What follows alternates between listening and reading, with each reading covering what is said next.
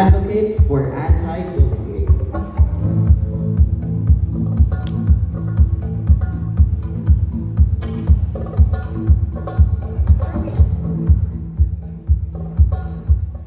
Now for our media friends, we will only allot at least 1 to 2 questions po muna for this segment, and later on you can ask again for more follow-up questions to our candidates.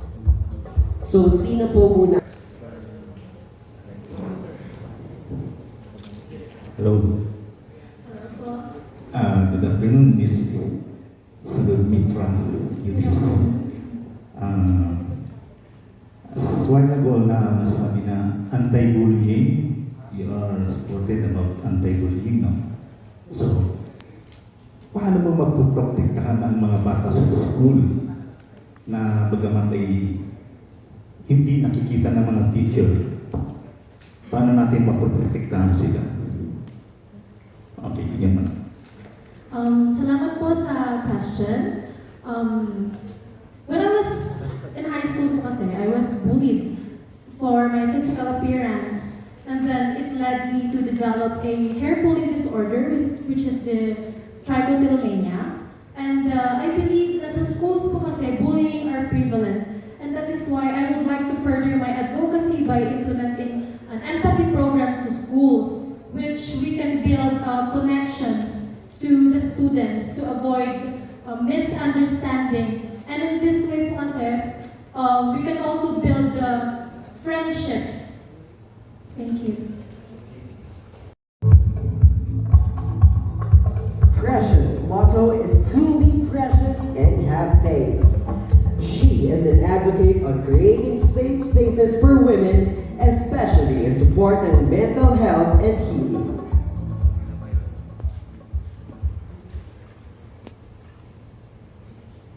Precious Faith Marisol, Barangay Brookside. Thank you very much, Ms. Precious. Now the floor is open for our media outlets to ask her some questions. So before that, bago po kayo magtanong, kindly state your media outfit or ano pong nire-represent nyo ngayong hapon. So do we have one question po? Hi, Precious. Hello po. Do you know of anyone who has had issues with safe spaces, and how have you dealt with that? I myself had a struggle with my mental health po. 1 year ago, I was actually harassed, and I'm still healing from that. But despite what happened to me, I've turned my silence into strength and my pain into purpose. And what led me here is my resilience. I believe that mental health is just as crucial as physical health, and yet it is often over-stigmatized in our society. And I believe we must create safe spaces for open dialogue and support for those struggling, and remind them that they are not alone in their journey. Thank you so much. That's great. So keep the faith, Faith. By the way, I'm Mia from Raptor. Thank you. Thank you very much, Precious, and thank you, Ms. Mia. Now, SMU SVP, Micaela Coloma Lazaro. Micaela's motto in life is flowers grow back even when they are stepped on. She is an advocate for PWDs or persons with disabilities. Hello everyone, I am Micaela Coloma Lazaro and I am representing Barangay Bangkakeng, SLU SVP. Thank you. Thank you very much, Ms. Micaela. Now, once again, the floor is open for our media friends to ask her some questions. Hi, Micaela. I'm Mia from Rattler. Hello po. What made you choose PWDs as your advocacy? Well, this is actually really, really close to my heart. Well, I have a brother who's deaf, and in my family as well, from my mother's side and my father's side, there are people who are part of this community, wherein I call them people with special abilities. I really want to use this platform and my voice to be the voice of them, because I really believe they can offer so much in this world, and I want to give them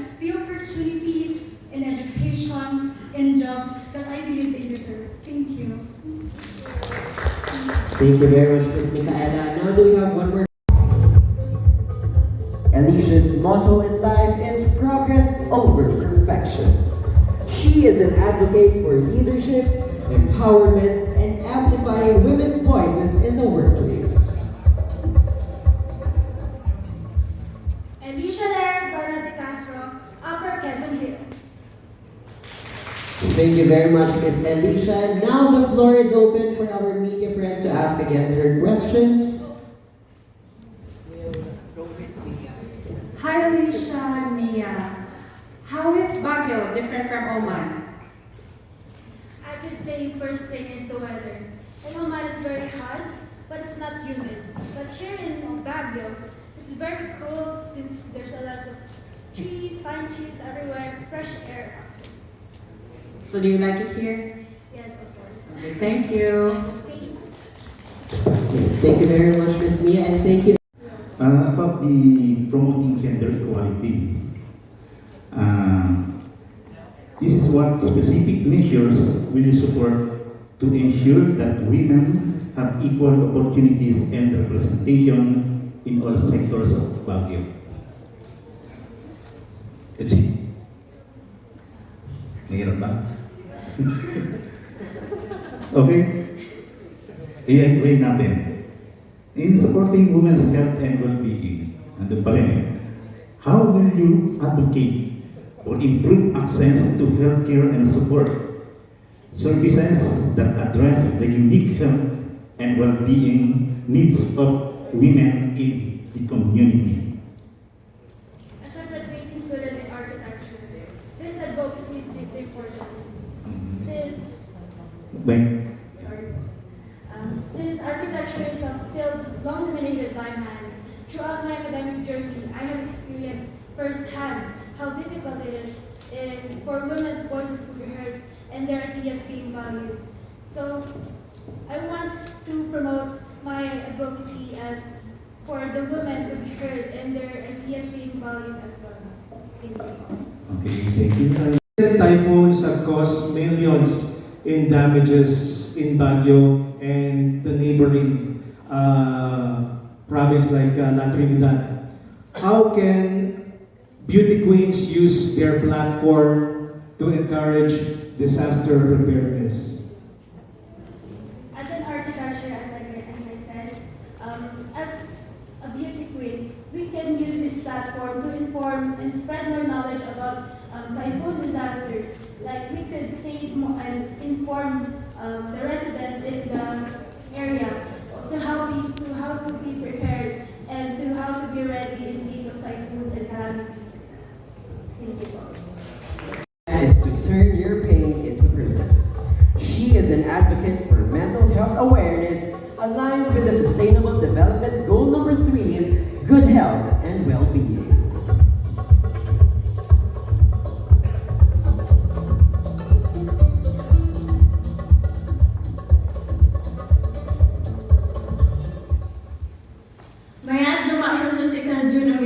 I am Judetas Village representing San Roque Village. Thank you very much, Ms. Judette. Now the floor is once again open for our media friends to ask her some questions.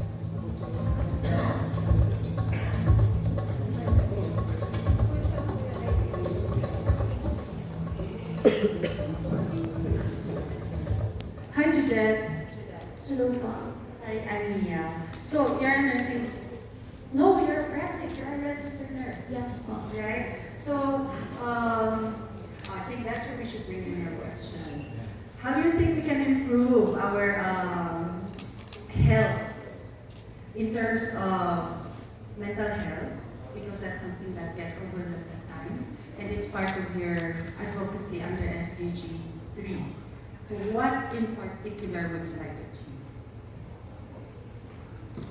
As a daughter of Baguio and as a registered nurse, I want to advocate my advocacy, which is mental health, and along with the SDG number 3, good health and well-being to Baguio.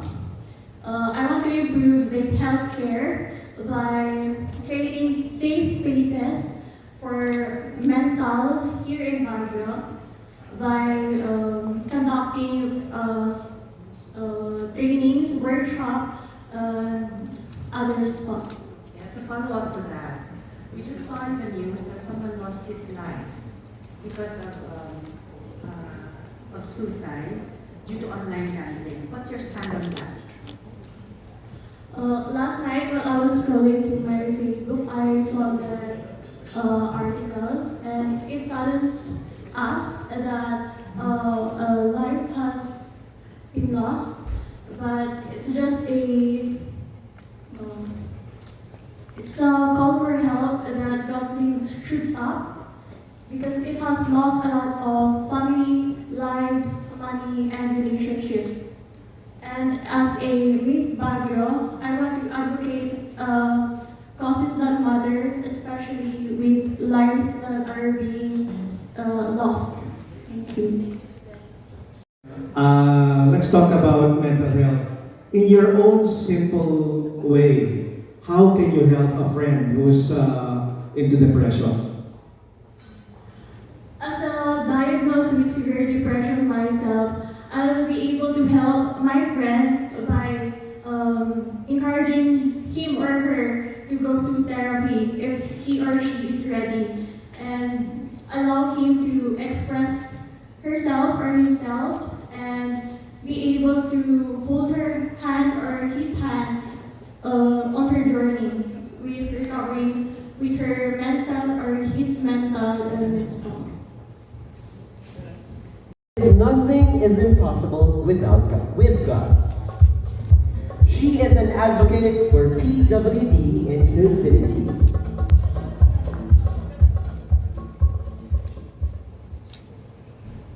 Hello everyone, my name is Yvonne Jill, my sign name, and I am from Barangay Puksusan. Thank you very much, Ms. Yvonne. Now, before we open the floor for questions, we would like to call on Dr. Sam Aquino from the Persons with Disability Affairs Office to brief you so that we could move forward with the interview with a better perspective. Good afternoon po at naibang naman time amin. Magandang hapon po. Ako po si Dr. Samuel Aquino, ang Disability Affairs Officer of the Person with Disability Affairs Office under the City Mayor's Office. Nandito po tayo kasi pinagpupugay natin ang isang buhay ng taong may kapansanan na kasama sa ating sineselebrar na Miss Baguio. Kaya nandito po tayo kasi gusto natin ang ating mga media at ating mga Miss Baguio Foundation organization plus our partners from the government, from the city tourism, na magkaroon ng isang lingwahe na nararapat lang na para sa kanya. Si Miss Yvonne is a deaf, a person with disability under the category of deaf. So, ang natin politically accepted word is deaf. No longer as deaf and mute, deaf and dumb, or just a bingi. Siya po ay tatawagin natin siya ay isang deaf. Okay? Wala nang iba.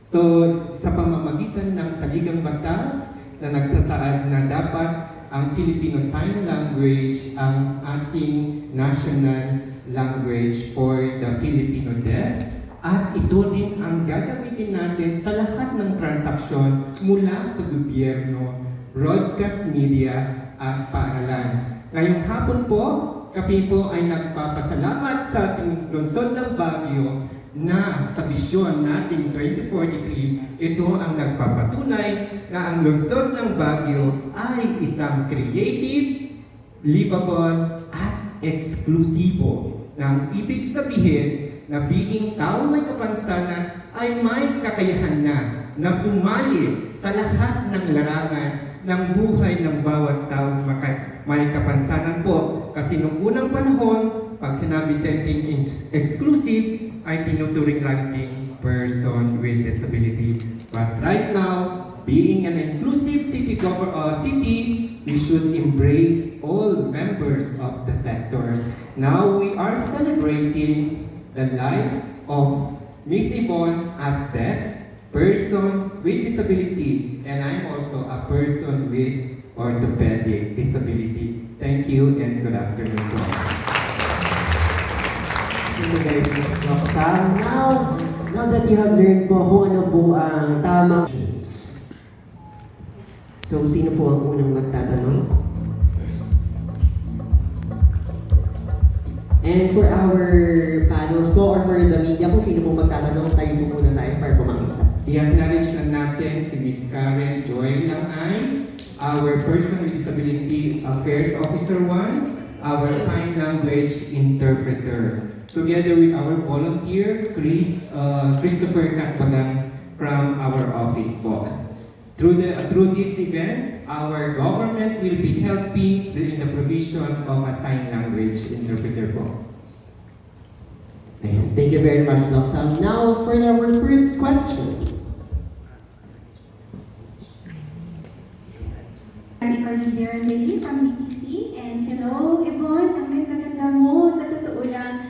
Miss Yvonne, are you familiar with Miss Universe Deaf pageantry?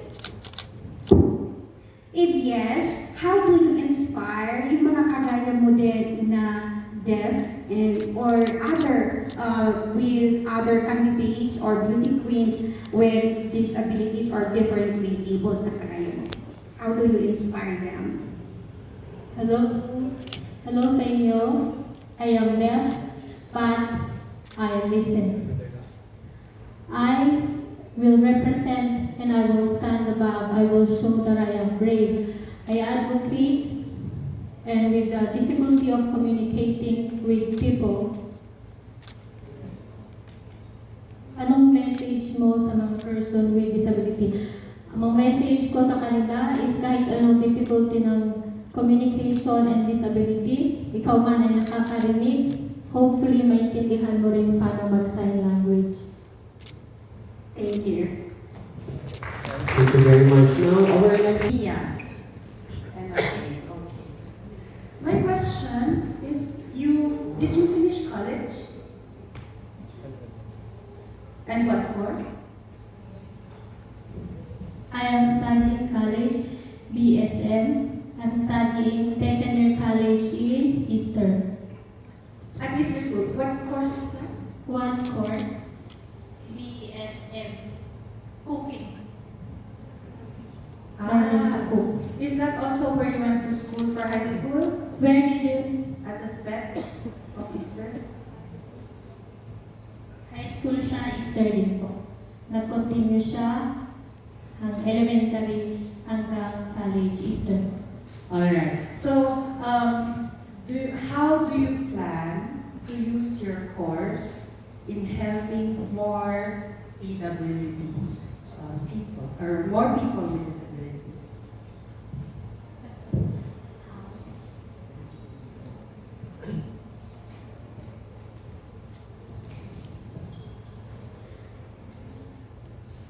How other people, I can help them if they learn how to cook. I will also help them to understand. How do you use your course to help other people with disability?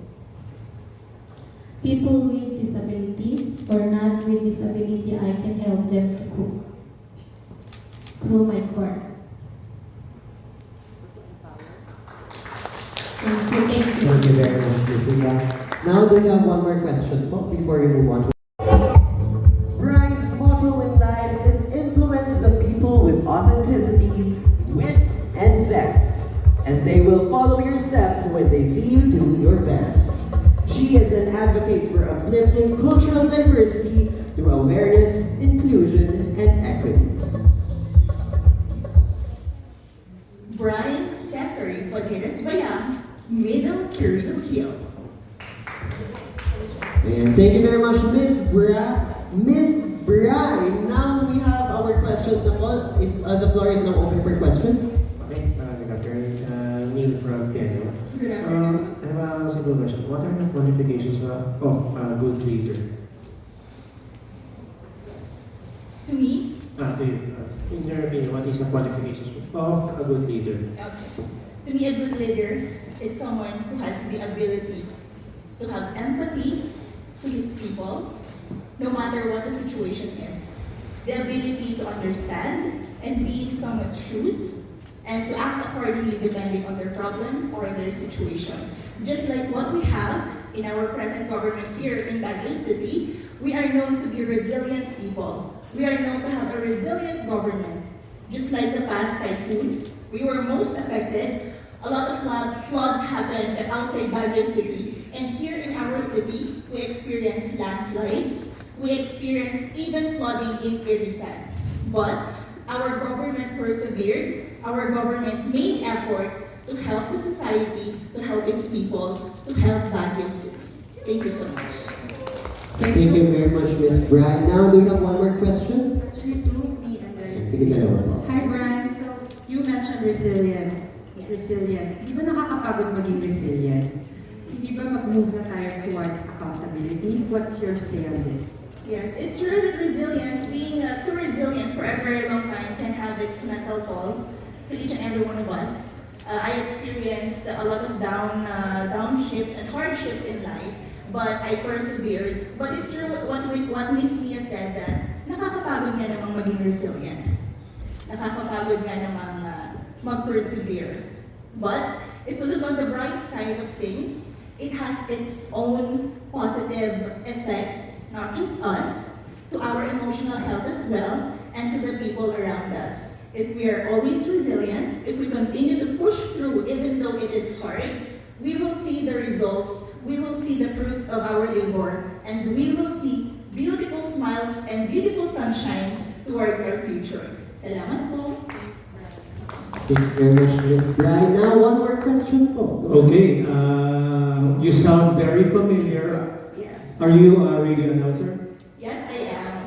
I am a radio announcer. I am known as DJ Sexy Inday, working as a radio DJ in the #1 radio station here in Baguio City and in Northern Luzon, Barangay Anam 92.7. Forever na, habang buhay pa. #1. Okay. Thank you for making me say that, Sir Neil. The question is, if you could send one message to young girls who look up to you, what would it be?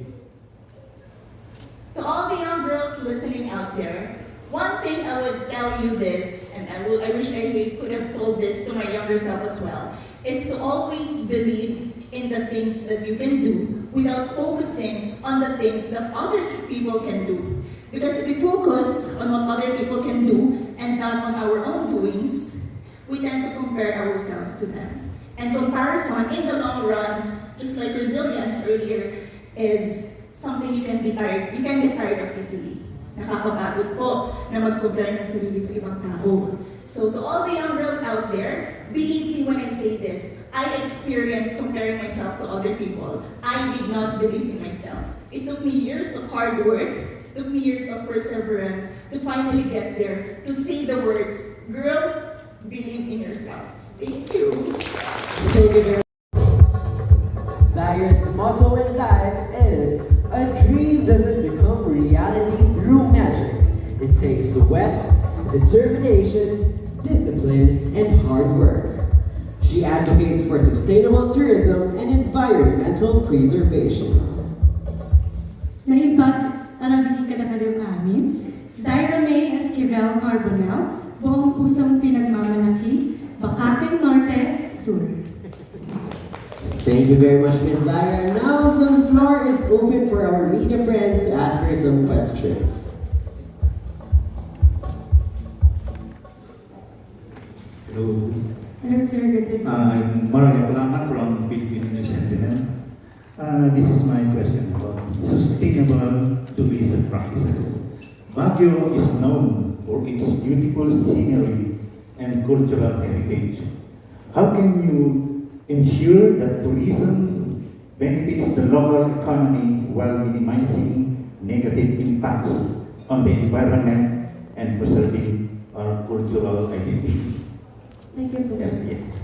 Okay, so I am advocating for the environmental conservation and sustainable tourism because I am advocating this for almost 3 years now because we all know that Baguio City is full of natural wonders. We all know that tourists come back here because of the beautiful sights. And I believe that I will be working with our local government unit together with my organization, the Junior Chamber International, to conduct some seminars and activities that will enlighten them that climate change is here. Sometimes people are very, they do not accept that climate change is bad now. So I am here to enforce that we are facing climate change and it's very bad. We can feel this especially when we have typhoon. That is why I am here to be the voice, and we aim to have a livable, creative, and inclusive Baguio City because we just don't want to give tourists the one that they give. We also want to protect the local constituents. We also want to give our residents the life that they deserve. Sometimes kasi po, we forget about our residents. That is why we are here to protect our environment. I am here to encourage everyone to leave only footprint here in Baguio City. Thank you so much. Thank you very much, Miss Mia again. Hi Zaira, I'm Mia from Rappler. You're a computer science graduate and you're currently taking your Master in Development Administration. Yes, Right? ma'am. So, you're Dean's Lister and Program of the Year. How do you think we can incorporate AI into your goal of having sustainable tourism? Yes, I am very lucky because I have the education in this kind of technology because we can use AI in order for us to inform our residents, tourists, and other constituents that wants to come here in Baguio. For your information, we have the PM or the Baguio in my pocket. This is where we can access what we have here in Baguio City. If you are in coding, your car is coding, so you can also see there if you can bring your car or not. Additionally is that I am currently working in the local government unit of La Union as the financial head, and so I believe that if we have benchmarking to some provinces that have the most autonomous of intelligence AI, I believe that we can adopt to their practices because if we sustain this through AI, I believe that we can use technology properly. We can inform them that Baguio City do not want, for example, we want our tourists to, we want tourists to be informed that there are some things that we must not do in Baguio City. We must use this platform in order for us to inform them right before they come here in Baguio. So I believe also that by AI, we can use digital literacy, sustainable tourism through technology, and of course, informative tourism in Baguio City. Thank you so much. If given a chance to be the mayor of Baguio City for one day, how can you solve traffic situation? Okay. Just like what I've mentioned a while ago, we have the Baguio in my pocket technology. We have that application. So you can just search on your browser. You can check there if you are in coding.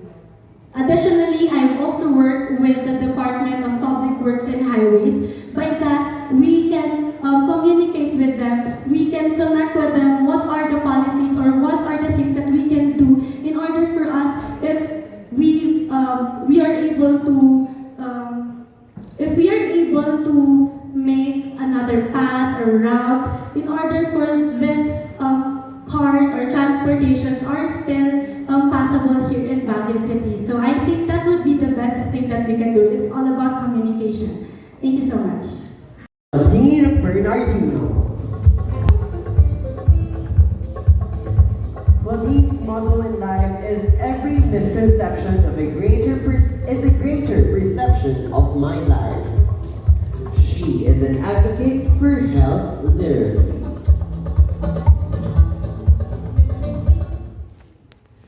Naimbag nga aldaw na kayuan. I'm Claudine Mejia Bernardino. I'm representing Fort Del Pilar. Thank you very much, Miss Claudine. Now the floor is open once again for you to ask her some questions, starting with... Leland from PAO. So your advocacy is on health. So I will be asking a question about awareness of for smoking and vaping. Since the cities who are advocating on smoke free.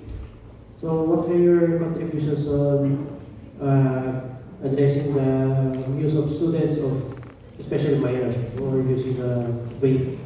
So what are your contributions on preventing them or discouraging them to use vape?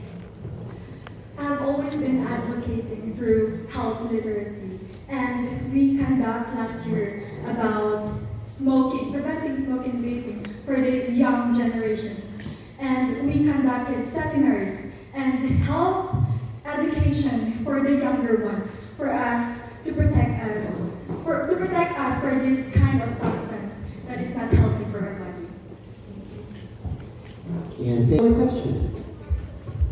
Hi, Claudine. I'm Mia from Rappler. I'm just curious kasi your course is BS Medical Laboratory Science, right, at UB.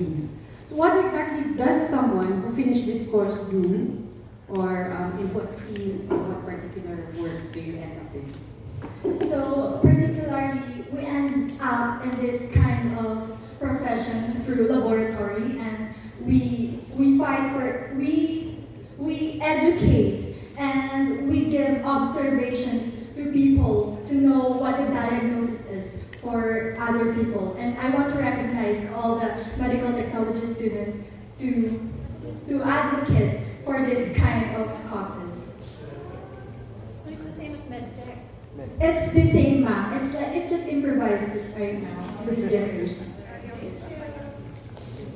And back. So, sinunod ko dito as your greatest accomplishment is getting back to college to pursue BSMLS. So, may we ask if it's not too private, what happened at bakit kayo kayang babalik sa college?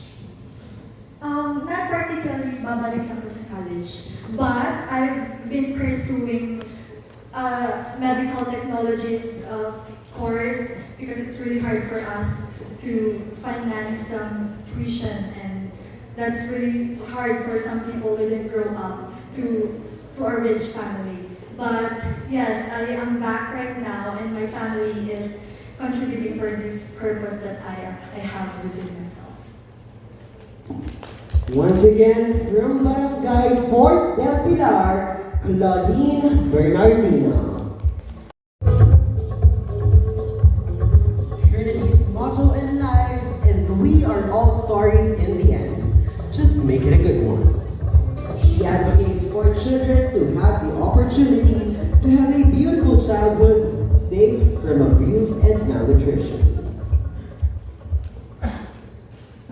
Salutations, my name is Trinity Samantha Duque Lacanlacay, representing Barangay Dotolo. Thank you very much, Miss Trinity. Now the floor is open for our media and press to ask her some questions.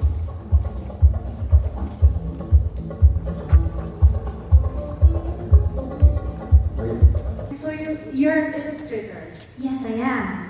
How will you use your talent as an illustrator in your advocacy to prevent child abuse and neglect? How would I use my illustration, my creative and artistic skills to advocate for safety of the children and improvement of their environment is that, one, I aspire to be an author of a book. I aspire to be a visual graphic novel for children, and I had hoped to relay my wishes of love for the land and the sea, the skies, and the beauties of this earth.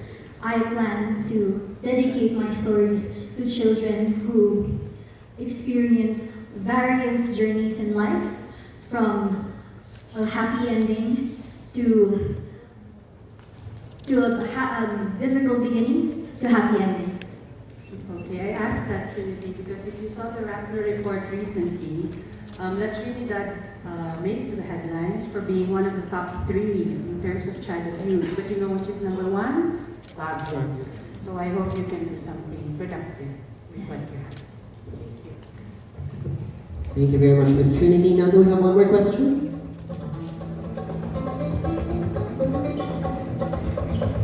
Hello. Hello. Okay, hello, Miss Trinity. So, looking at your profile sheet, I think you are the youngest among our tour candidates. So, how do you feel about that? Do you think that it comes as, is it an advantage or do you see it as a disadvantage being the youngest among the group? I believe it's an advantage because we are growing young women who aspire to be in environments like these, be aware of what the city is going through, of what the nation is going through, and I believe that being here right now has taught me valuable lessons and support to my journey in life today. Janelle's motto in life is being a beauty queen who truly resonates with people is all about embracing the wisdom of never sitting on a throne above others, but rather sitting by them. She is an advocate for caring hands for aging hearts. Mabuhay! I'm Janella Andal Lorenzo, proudly representing Barangay Crankerville. Thank you very much, Miss Janella. Now the floor is open for our media and press friends to ask her some questions. Good afternoon. Good afternoon. I see here you were born in the UAE. Since when have you been back? I've only been here in Baguio City and in the Philippines actually for 2.5 years. For university? Yes. I see. Okay, so your course is IT? Yes. Alright. So how will you combine your course and pageantry to make a better world? Actually, as an IT student and as a beauty queen, of course we are a public figure, but at the same time, I am someone who is deeply rooted in AI and in technology. So I would like to use my platform and my knowledge as an IT student to lessen or to alleviate cyber crimes, especially cyberbullying. So with that, I would like to, because right now I'm studying network security and in the future I would like to study cyber security so that we can create platforms where social media is safe, where we can censor bad comments, negative comments. Thank you very much, Ms. Janella. Now, do we have one more question? Crankerville. Good afternoon. And here's also a question related to what she asked a while ago. Now, how would you respond if a social media post you made went viral for the wrong reasons? If my social media post went viral for the wrong reasons, then first of all, of course, as a public figure, if it's something that was perceived as negative, I would apologize. Because as a public figure, that is not something that I want to let out on social media. And I would explain my side. I would explain what my content was about and explain that it was not my intention to hurt anyone or to insult anyone in any way. Thank you.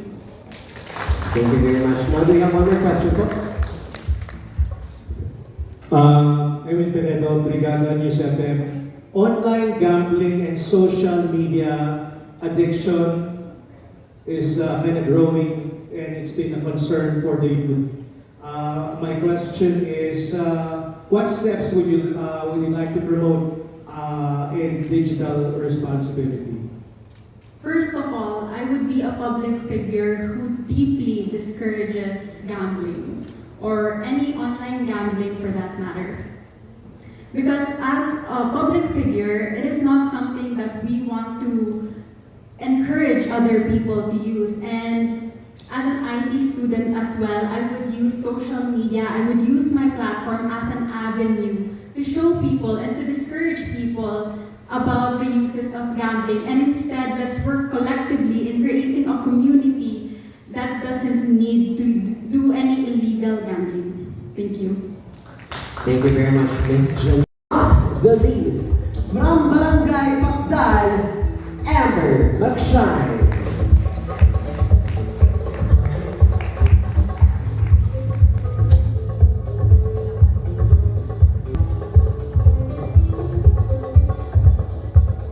Amber's motto in life is iayon ang arte sa laman ng bulsa. She is an advocate for promoting social inclusion by empowering single mothers and the PWD community. Naimbag nga malang kada tayo ami. My name is Amber Magshine, representing Pakdal. Thank you very much, Miss Amber. Now the floor is open for people's questions. Amber Magshine. I'm just curious, where's Magshine from? Oh, I've been working since I was 15 and it was my screen name ever since, and I chose to carry that name in this pageant. It's Makasinag. My mom is an English teacher, so it's Makasinag Magshine. So it's translated. Alright, thank you. So, you're a single mom, iayon arte sa laman ng bulsa. But I'd like to focus on living within your means. Being a single mom, how do you put this to use? Well, Concretely, concretely. Yes po. Iayon ng arte sa laman ng bulsa. As you can see, it's not really ladylike. A motto that is not really ladylike. But I've been using that motto ever since I've been working at a young age and I'm a self-supporting person. I graduated my college by being a self-supporting student. And aside from that, I'm being a mother while I was studying. So, I was doing my best. I was doing everything. Certified raketera po ako. So, I do everything. I do makeup, I do photography. Nag-ano po sa events, nag-usherette po ako and all those stuff just so I can provide for myself and for my kid. Yan po. Thank you very much, Miss Amber. Now do we have one more question po? Here you go. Ayan. So, aside sa kumusta na naman, so of course, nasabi ko kanina yung single mother, your raketera. What do you think is you being a single mother and raketera serves as an advantage for you in this pageant? Well, as someone who has a lot of experience in life, may it be hardships or being experience everything in different industries, I believe that my advantage is my heart because dahil marami pa ako napagdaanan sa buhay, I believe that I can be an inspiration not just by standing here in front of you, but by the wisdom I have. Thank you. Thank you very much, Miss Amber. Now, for our media panels, our media friends, thank you very much, Miss Amber. You may now take your seat. Now, Candidate who is deaf. So, what do you think will your inclusion in this pageant, or ano yung iniisip mo magiging impact ng inclusion mo sa pageant na to, which I believe will create ripples nationally and internationally?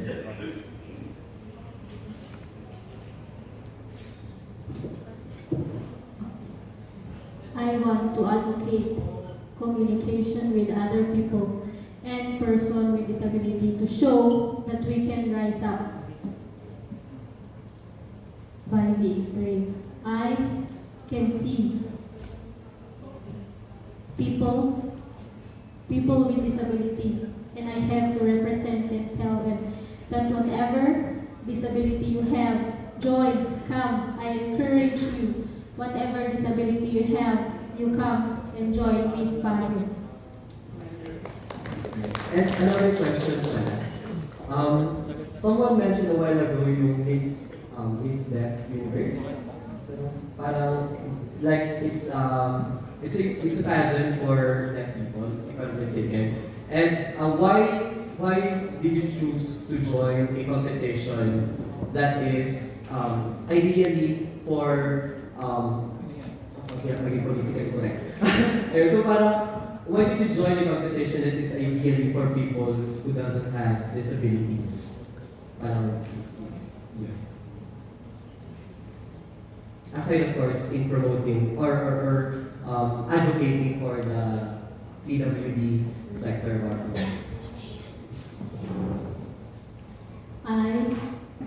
As I mentioned, I am deaf. I don't only want to have the crowd, but for people with disability to join and also have their crowd. I will show that I can, whatever happens.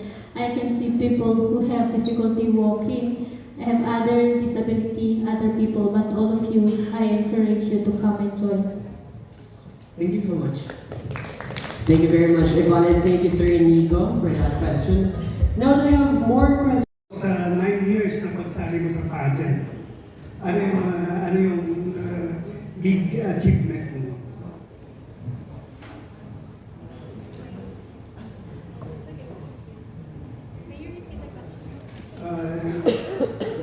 Almost, nakalagay dito sa interactive naman.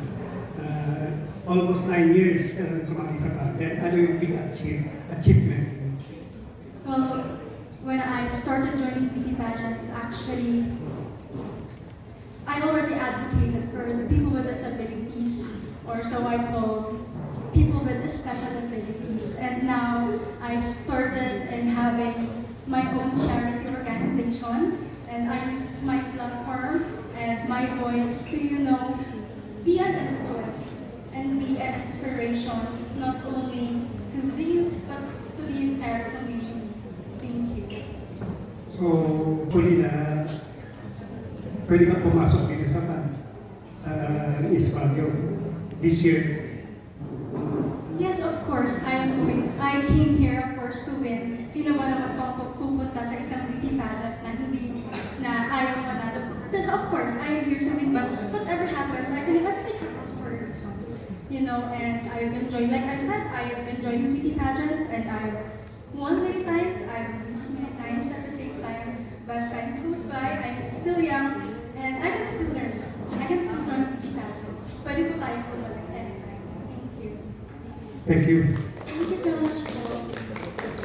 Alright, so that question is actually in line with my advocacy. My answer to that would be the cultural and art sector of our city. The cultural and art sector of our city is in saying understatement is a beautiful thing and a beautiful experience for all of us to explore as a local. Dapat kumain or saan ako kakain? What place would you recommend? So let's start from there, going there. Okay, sige. I believe everyone can answer this naman since short lang naman answer. Sasabihin lang kung saan na hindi nag-explain na. Oh, just where? No explanation. Just everywhere. Good taste po. Okay. Ayan, very precious naman. Next. Okay, I'm not still familiar with the restaurants here in Baguio City, but I would promote Tamawan Village, where you can visit the village.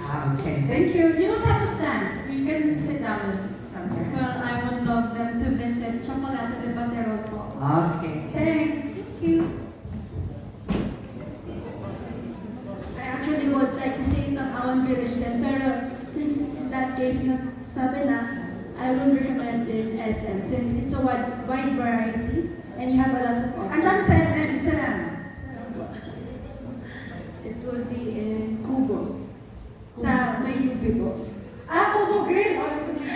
Okay, next. For me, it would be Luisa's. Luisa's. Alright, ayan.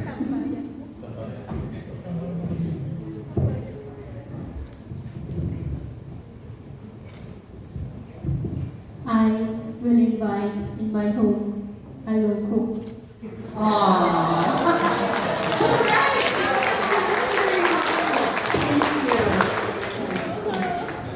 Night market, of course. Night market.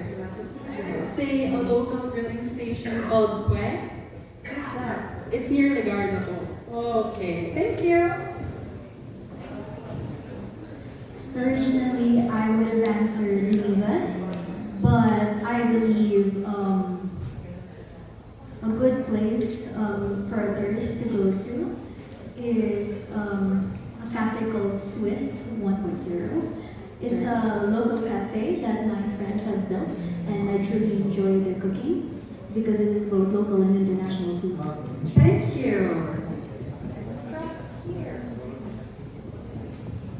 So as we all love Paris, I want to invite you to Balay Paris. Where's that? They have many branch po, pero I think Cascoville po. Right. Thank you. Okay, so I would originally will bring him or her sa night market po. But since Ate Amber already answered it, I will bring him sa March. March. You know what, Miss Mia? When there's smoke, there's fire. When there's fire, there's what. So what better place to take a tourist? We'll just find a local wedding and yes, and pose ourselves as the relatives of the bride or the groom. And ako makiwat-wat ko na medyo foreigner. And yes, thank you so much. Ayan, thank you very much, candidates, and thank you, Ms. Mia, for that question. Ayan, nalaman na natin kung saan ba talaga ang pinaka-paborito niyong kainan dito sa Baguio City. Now, for our... with so many inviting within the government, do you think contestant number 8, with so many infighting within the government, do you think the Philippines is losing its identity? Sorry, again po. With so many infighting within the government, do you think the Philippines is losing its identity? So yes, we all know that our political system now in the Alps or high is a little bit chaotic. But you know, we are still not losing our identity. Why? Because our youth are very smart. They all know what to do. They all know how to search what is right or wrong. They all know what is facts and fake news. That is why I believe that we are not losing it, but still we are reviving our identity since we have the youth to protect. Thank you. Thank you. Or everybody knows that you're a DJ, so how do you think will that help you in winning Miss Baguio Manila? One of the preconceptions about being a DJ is that people will say, may following na yan, maraming fans yan, maraming listeners yan, which is true, but not in this case. I believe all the candidates here, just like myself, are vying for the crown, and we are doing our best to fight for what we believe in. Now, as a radio DJ, that would help me as a candidate because I know and I feel like I have made you laugh for this afternoon. I have the experience in media, which would greatly help me as a candidate and hopefully as a future Miss Baguio 2025 because I already have a voice, and with the people's power, with your power, it will amplify the voice that I already have in helping us put Baguio in a pedestal, especially in the national competitions and national pageants here from this day forward and in the future days to come. Thank you so much. Thank you very much, Ms. Bride. Now we only have one last... Pageants should play in addressing global issues today. What role do you believe beauty pageants should play in addressing global issues today? Who, anyone could answer. Okay, let's have one candidate. To my Miss Travel. I believe the biggest issue that we are facing today is climate change, as evident in the month-long rain that besieged our city. And as a candidate, I can use this platform to raise awareness regarding global warming and support organizations working toward finding solutions. Thank you so much. And thank you very much, Ms. Precious. And we also have Ms. Janella for the last answer. Good afternoon, boss. So, with that question, I believe that beauty queens aren't just here on this stage in this event for the glamour, but rather to be of service to the people. So, I would like to use this platform. I would like to use Miss Baguio as an avenue to serve the people, to help the people, and to be someone who is the voice for the voiceless. Thank you very much, Ms. Janela. And thank you very much to all our media personalities, bloggers, and press for your questions. But we have one last question. Sige. Is America po magsasagot sa last question? That we're facing today is because we provide a platform where we can influence positively the youth, the public, and all the people who believe in these competitions. We are here, win or lose, to be good influences to the city of Baguio. That is one of the biggest role of beauty pageants such as Miss Baguio in terms of all the problems that we are facing. Thank you so much po. This question, not for the sake of me, but of course to our media friends. Okay, we are all familiar already with our hashtag slogan, hashtag Breathe Baguio. If you will to create your own hashtag slogan for Baguio, quick lang ha, no explanation, para mabilis pasahan ng microphone. Do not explain. Just create a new hashtag slogan for Baguio. What will it be? No explanation. Mabilis lang. Saan tayo mag-start? Dito na lang? O doon na? Okay. That would be Serene Baguio. Hashtag Rise Baguio. It would be hashtag inclusive Baguio. For me, it would be hashtag Embrace Baguio. Safe Space Baguio.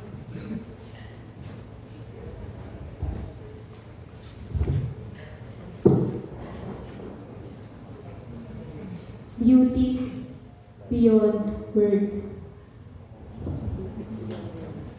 Hashtag Diverse Baguio. It would be hashtag Cultivate Baguio.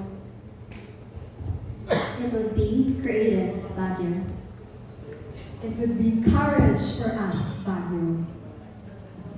It would be hashtag Feel Free in Baguio City. It would be hashtag Resilient Baguio. Thank you po. Thank you very much. And thank you very much, Sir Adam. Hill Station, Berry Bench International, JEJC Consumer Goods Trading, Black Labels Consumer Goods Trading, SM City Baguio, Jollibee Foods Corporation,